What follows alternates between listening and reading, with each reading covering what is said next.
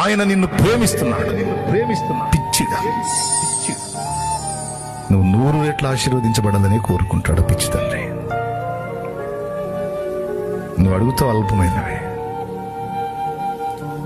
శ్రేష్టమైన వాటిని సిద్ధపరిచాడు,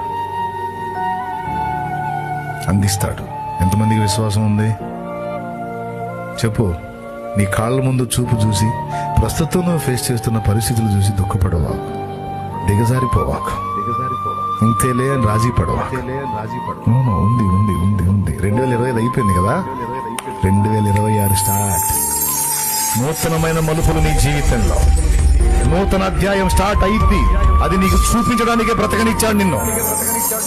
లేకపోతే 25లోనే క్లోజ్.